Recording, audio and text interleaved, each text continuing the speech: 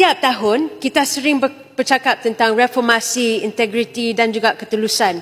Jadi tahun ini kumpulan rentas Parti Parlimen Malaysia Matlamat Pembangunan Lestari ataupun APPGM SGD telah pun menerima peruntukan sebanyak 15 juta. Namun semua 10 jawatan kuasa pilihan khas JKPK hanya diperuntukkan 5 juta secara keseluruhannya. 10 jawatan kuasa, 1 dana kecil. Adakah ini adil? Jadi kita perlu ingat, JKPK ini bukan sekadar simbolik. JKPK ini adalah mata dan juga telinga Parlimen, meneliti dasar, memantau kementerian dan juga memastikan tadbir urus yang telus.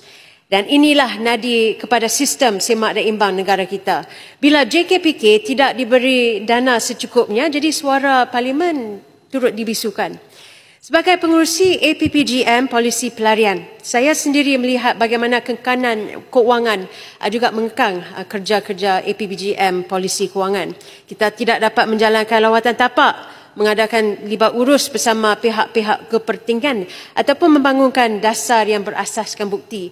Begitu juga dengan APPGM Hak Kanak-Kanak yang dipengurusikan oleh Yang Berhormat Ampang terpaksa membatalkan lawatan kajian. Di sini saya ingin menegaskan bahawa peruntukan 15 juta ni hanyalah untuk APPGM SDG dan ada lagi 6 lagi APPGM yang tidak diberi peruntukan.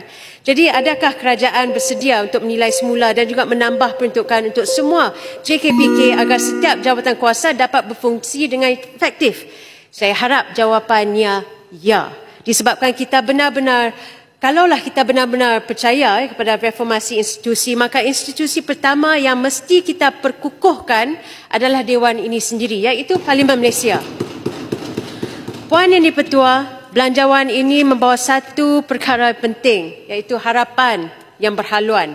Jadi Bukit Bendera berdiri sini menyokong penuh belanjawan 2026 demi Malaysia, demi rakyat, demi Madani. Terima kasih.